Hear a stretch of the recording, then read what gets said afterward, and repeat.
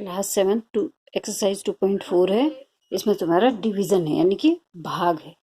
ठीक है, अभी तक हमने गुणा पढ़ा था, भाग आ गया। ठीक है, तो अब इसको भाग को किस तरीके से सम्स को हल करेंगे। देखो यहाँ पर हम लिखते हैं इक्वल्स, इक्वल यानी कि बराबर, इक्वल्स टू, ये जो देखो दो पद हैं यहाँ पर, इसमें पहला वाला जो ये पद है और ये दूसरा वाला पद है, इसमें क्या चेंज होता है देखना। हाँ, पहला वाला जो पद है वो ऐसा का ऐसा ही रहेगा यहाँ पर, लेकिन पीछे वाला जो पद होता है, ये इस भाग के चिन्ह के पीछे वाला जो पद होता है, क्योंकि भाग को हमें करना थोड़ा सा मुश्किल होता है इसको, तो क्या करते हैं हम इस भाग के चिन्ह को गुणा के चिन्ह में बदल देते हैं। जैसे ये भाग गुणा का चिन्ह बनता है तो क्या होता है कि ये 4 तो है ये ऊपर चला जाएगा और ये 3 जो है वो नीचे आ जाएगा। ठीक है, तो ये 4/3 हो गया, 3/4 था, 4/3 हो गया। इस चीज को हम बोलते हैं व्युत्क्रम। ठीक है, तो भाग के पीछे वाला जो पद है वो उसका व्युत्क्रम बन जाता है। व्युत्क्रम माने तुरंत हम उसको पलट देते हैं। ठीक है, अब हमें इसको सॉल्व करना है, तो हम क्या लिख सकते हैं इसको, 12 गुणा 4/3। ठीक है, इसको यहाँ पर सॉल्व करते हैं हम, 12 गुणा 4/3। देखो 3 के पहाड़े में 12 आता है, तो 3 से 12 कटा 4 बार, 3 चक्को 12। ठीक, अब 4 और 4 क्योंकि दोनों ऊपर की संख्या है, इसलिए 4 और 4 की गुणा कर देंगे, 4 चक्को 16, तो हमारा आंसर आ जाता है इक्वल्स टू 16। ये हमारा आंसर आ गया। ठीक है, सेम ऐसे ही इसको भी करेंगे, लेकिन क्योंकि ये मिश्र भिन्न है इसलिए इसको पहले सॉल्व करना पड़ेगा, इसको हमें विषम भिन्न बनाना पड़ेगा। तो कैसे करेंगे, देखो ये 3 में तो कोई अंतर नहीं आएगा क्योंकि इसमें बट्टा बट्टा कुछ दिख ही नहीं रहा, तो ये 3 को 3 लिखेंगे और भाग के चिन्ह को हमें पहले, अभी क्योंकि वो मिश्र भिन्न है ना, तो मिश्र भिन्न को पहले हमें सरल भिन्न बनाना है, इसलिए अभी भाग का चिन्ह भाग का ही चिन्ह है, अभी इसको चेंज नहीं करना। तो इसको ठीक करते हैं हम, पहले 3 की 2 से गुणा करेंगे, ये हमने पिछले वाले अभ्यास में भी सीखा था। 3 की 2 से गुणा करेंगे और जो आएगा उसमें 1 को प्लस करेंगे, तो 3 दूनी 6, 6 में 1 जोड़ा 7, तो ऊपर आया 7 और ये 3 नीचे रहेगा। ठीक है, नीचे वाली संख्या नीचे ही रहेगी, ये हो गया। अब ये सेम ऊपर वाले का जैसा बन गया, तो अब हम इस भाग के चिन्ह को गुणा बनाएंगे, तो 3 गुणा, अब गुणा करते ही क्या होता है, ये व्युत्क्रम हो जाता है, ये 3 चला जाएगा ऊपर और 7 आ जाएगा नीचे। ठीक, अब देखो क्या गया, अब हम यहीं पे कर लेते हैं इसका रफ काम। ठीक है, बहुत छोटा सा समय इसलिए 3 की गुणा 3 से कर लो, क्योंकि 7 से कुछ कटने वाला नहीं है, ये 3 से 7 भी नहीं कटने वाला, तो हम क्या करेंगे, 3 और 3 की गुणा करेंगे, 3 तियां 9 बट्टे नीचे 7 है। ठीक है, अब 7 से 9 को भाग दे देते हैं, क्योंकि ये विषम भिन्न है, इसको विषम भिन्न कहते हैं बेटा। इसको विषम भिन्न क्यों कहते हैं, क्योंकि ऊपर वाला अंक अगर बड़ा है नीचे का छोटा है, तो ये नियम होता है, क्योंकि इस भिन्न का नाम विषम भिन्न होता है। तो 7 से 9 को भाग देंगे तो क्या आएगा, 7 से भाग दे रहे हैं 9 को, 7 एकम 7, 9 में से 7 घटा 2, तो ये सामने चला जाएगा, ये 7 जो है वो नीचे चला जाएगा और ये 2 ऊपर चला जाएगा, ये हमारा आंसर आ गया। ठीक है, फिर ये मिश्र भिन्न के रूप में आ गया, क्योंकि विषम भिन्न जो है, विषम भिन्न को हम ऐसे ही नहीं छोड़ सकते, इसको हमें सॉल्व करना पड़ता है। ठीक है, न्यूनतम रूप बनाना पड़ता है, तो ये इसका मिश्र भिन्न का ये इस रूप में आ गया आंसर हमारा 9/7, या 1 से ही 2/7, ये एक ही चीज है। तो इस तरीके से हम आंसर।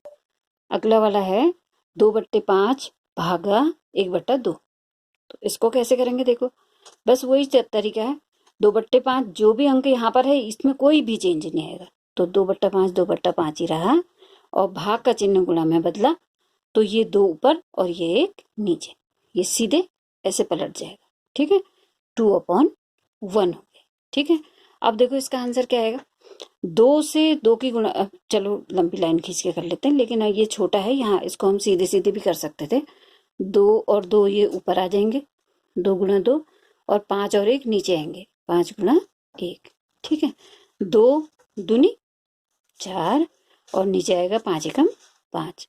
अब ये देखो कैसी भिन्न है, 4/5, ऊपर छोटा अंक है नीचे बड़ा अंक है, तो इस टाइप की भिन्न को क्या कहते हैं हम, इस टाइप की भिन्न को हम कहते हैं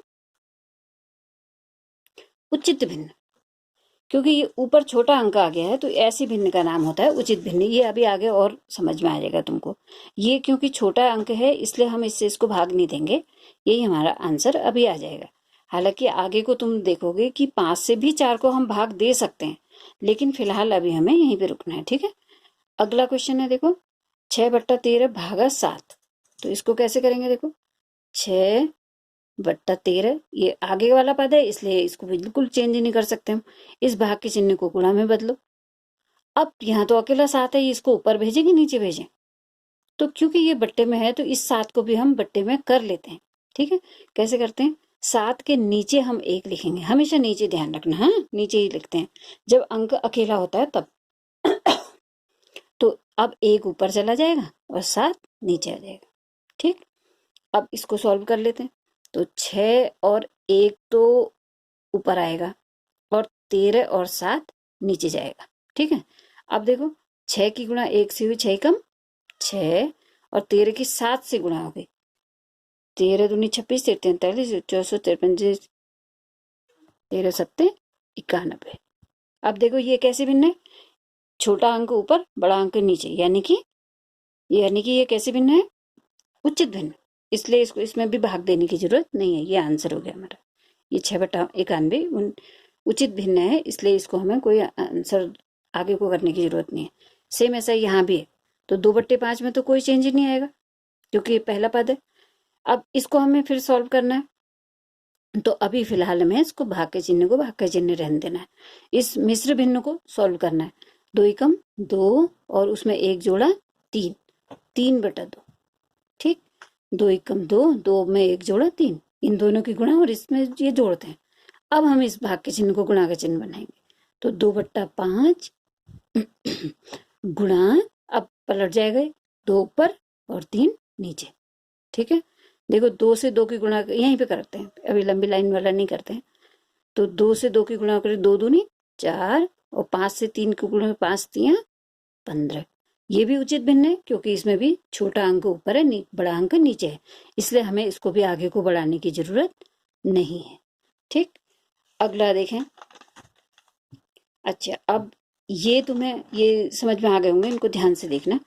अब ये देखो, प्रत्येक का व्युत्क्रम, ये क्वेश्चन है, प्रत्येक का व्युत्क्रम ज्ञात कीजिए तथा इन्हें उचित भिन्न, विषम भिन्न और पूर्ण संख्या के रूप में अंकित कीजिए। तो ये क्वेश्चन है, क्वेश्चन 2 है ये, इसमें 2 ही डाल देती हूँ मैं। ठीक है, इसको कंप्लीट करना है तुमने। तो देखो इसी तरह की टेबल बनाएंगे हम पहले। जो ये टेबल मैंने बनाई है ये पूरा टेबल बनाएंगे। देखो इसमें सबसे ऊपर भिन्न लिखा है, ये क्वेश्चन दे रखा था, ये मैंने अलग से बना दिया। ठीक है, ऐसा ही तुम्हें भी बनाना है। ये व्युत्क्रम है, उसका व्युत्क्रम अभी बताया था, कोई भी चीज का उल्टा कर देते हैं उसको व्युत्क्रम कहते हैं, व्युत्क्रम। फिर उसको ये उचित भिन्न है कि नहीं है, विषम भिन्न है कि नहीं है, पूर्ण संख्या है कि नहीं है, और यहाँ पर जो भी रफ काम हमें करना है वो रफ काम हम कर लेंगे। ठीक है, तो देखो ये भिन्न का व्युत्क्रम करो, बड़ा आसान है, व्युत्क्रम करना बहुत आसान है। तो कैसे करेंगे? 3/7, 7 ऊपर चले जाएगा 3 नीचे आ जाएगा, ये व्युत्क्रम यानी कि उल्टा। तो 7 ऊपर चला गया और 3 नीचे आ गया। देखो कितना आसान है। ठीक है, 5/8 को हो जाएगा 8/5। हम बट्टे को ऐसे भी लिख सकते हैं। ठीक है, ऐसे खाली लाइन खींच के थोड़ा सा नीचे को 5 को लिख देते हैं, 8/5। 9/7 का व्युत्क्रम क्या हो जाएगा? 7/9। 6/5 का व्युत्क्रम क्या हो जाएगा? 5/6। ऐसे इसका इनका तुम खुद करो। ठीक है, 7 ऊपर 12 नीचे, 8 ऊपर 1 नीचे, 1 नीचे 11 ऊपर। ठीक है, समझ गए? अब ये बताना है कि ये उचित भिन्न है या विषम भिन्न है या पूर्ण संख्या है। तो अब ये देखो कैसी है, उचित भिन्न है। ये 7 ऊपर है और 3 नीचे, 7 बड़ा है और 3 छोटा है, तो ये तो मेरे को उचित भिन्न नहीं लग रही। उचित भिन्न में मैंने अभी क्या समझाया था तुम्हें कि अगर ऊपर छोटी संख्या है और नीचे बड़ी है तो हमें भाग देने की जरूरत नहीं पड़ती, हम उसको वैसे ही छोड़ देते हैं आंसर को। लेकिन यहाँ तो 7 बड़ा है, इसका मतलब ये उचित भिन्न नहीं है। ये कैसी भिन्न है? विषम भिन्न। बस तुम्हें राइट लगा देना है इसमें, उचित भिन्न नहीं है, पूर्ण संख्या भी नहीं है। ठीक, अब इसको देखो 8/5 को, यहाँ भी 8 यानी कि बड़ी संख्या ऊपर है और छोटी संख्या नीचे है। जैसा सेम ऊपर था वैसे ही यहाँ भी है। इसका मतलब ये भी उचित भिन्न नहीं है, विषम भिन्न है और पूर्ण संख्या भी नहीं है। ठीक, अगला देखो 7/9। 7 छोटी संख्या और 9 बड़ी संख्या। देखो ये इससे चेंज है। यहाँ 8 बड़ी संख्या ऊपर थी, यहाँ 7 छोटी संख्या, 9 से छोटी है ना 7, तो ये कैसी संख्या है, यानी कि ये उचित भिन्न है। इसमें राइट कर दिया हमने। विषम भिन्न नहीं है तो बाकी दोनों नहीं होंगे, क्रॉस कर देंगे उसको। ऐसी 5/6 को देखो, 5 छोटी संख्या है और 6 बड़ी संख्या है, इसका मतलब ये भी उचित भिन्न है। तो यहाँ पर राइट करेंगे, यहाँ दोनों जगह क्रॉस कर देंगे, इनको कोई हल करने की भी जरूरत नहीं है। 12/7 देखो, ये 12 तो बड़ा अंक हो गया 7 से, यानी कि ये विषम भिन्न है। यहाँ पर राइट करेंगे और बाकी जगह रॉन्ग कर देंगे, क्रॉस कर देंगे। और इसको पहले व्युत्क्रम बनाएंगे, इसको 7 को, अरे ये तो व्युत्क्रम ही नहीं बना रखा हमने, तो 7 को हमें ऊपर लिखना है और 12 को नीचे लिखना है। ठीक है, व्युत्क्रम माने पलटना है। ये मैं तीनों में तो मैंने तुम्हारे लिए छोड़े थे। ये जो हो जाएगा यहाँ पर 8/1 आ जाएगा। देखो अब यहाँ पर मैं रफ काम करके बता रही हूँ तुमको, 8/1 का क्या मतलब है। ये 1/8 था, इसका व्युत्क्रम हुआ 8/1। अब देखो इस 1 से अगर हम 8 को भाग देते हैं, क्योंकि ये बड़ी संख्या आ गई ना ऊपर, 1 से जब हम 8 को भाग देते हैं तो 1 8 8, 8 ही आंसर आ रहा है। तो ये 8 आंसर आ रहा है। ये 8 से 8 घटा, कुछ नहीं बचा, ये 8 आया। 8 यानी कि इसमें कोई भिन्न भिन्न कुछ नहीं है, यानी कि ये पूर्ण संख्या है। तो हमें इसके आगे पूर्ण संख्या के आगे राइट लगाना पड़ेगा। ठीक है, बाकी इन दोनों की जगह पे क्रॉस करेंगे। पहले तो हमें इसको व्युत्क्रम बनाना है, पहले व्युत्क्रम बनाएंगे 8 को ऊपर और 1 को नीचे लेकर के। अब क्योंकि ये उचित भिन्न भी नहीं है, ये विषम भिन्न भी नहीं है, और ये तो पूरी संख्या है क्योंकि ये 8 है। 8 के नीचे 1, मान लो किसी भी संख्या के नीचे 1 लिखते हैं, 100 के नीचे अभी अगर हम 1 लिखते हैं तो वो 100 ही है। अगर 40 49 है, कुछ भी है, उसके नीचे 1 लिख, यानी कि 1 से 49 को भाग देंगे, 1 से 49 को भाग देंगे तो 49 ही आएगा। यानी कि 8 को 1 से भाग दिया तो 8 ही आया। तो ये पूर्ण संख्या है, ये भी पूर्ण संख्या है। पूर्ण का मतलब है कि वो भिन्न में नहीं है। जैसे 8/2 होता, ये पूर्ण संख्या नहीं है, अभी फिलहाल नहीं है पूर्ण संख्या, लेकिन 2 से 8 को भाग दे देंगे तो 4 पूर्ण संख्या आएगी। 4 पूर्ण संख्या, पूरी संख्या है। लेकिन 49 को, मान लो 49 को 2 से भाग देना, 49 के 2 हिस्से करने हैं, तो 49 के 2 हिस्से करोगे तो क्या आएगा, 40 के 2 हिस्से हुए 20 और 9 के 2 हिस्से कितने होंगे, 4.5 तो 20 में 4.5 जोड़ो तो 20, 24.5 पूर्ण संख्या कहाँ है, 24.5 रुपया या 24.5 टॉफी, ये पूरी संख्या नहीं है, 4 पूरी संख्या है। मान लो 8 के 2 हिस्से हो गए, 8 टॉफियां थी, उसके 2 हिस्से हो गए, उसमें से 4 तुम्हें मिलेंगी क्योंकि पूरी मिल रही है, पूरी 4 टॉफियां मिल रही है, इसका मतलब वो पूर्ण संख्या है। लेकिन 49 के 2 हिस्से कर रहे हैं तो इस तरह की संख्याएं पूर्ण संख्या नहीं कहलाती। ठीक है, लेकिन 8 एक पूर्ण संख्या, 8 का एक ही भाग हुआ तो 8 के 8 टॉफियां एक ही को गई, एक ही के पास गई, तो ये पूर्ण संख्या है। तो यहाँ पर पूर्ण संख्या में राइट करेंगे। ठीक, तो इसको कंप्लीट करेंगे। उचित भिन्न क्या है, विषम भिन्न क्या है और पूर्ण संख्या क्या है, ये भी समझ लो। ठीक है, फिर से एक बार बता देती हूँ। 3/7 भिन्न थी, उसका व्युत्क्रम करा तो 7/3 हो गई, 7 ऊपर और 3 नीचे चला गया, व्युत्क्रम हो गया। व्युत्क्रम माने उसका उल्टा कर देना है, भिन्न को पलट देना है।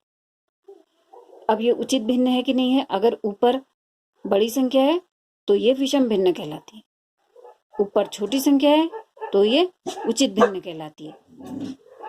ठीक, तो इन चीज को समझ लो। Thank you.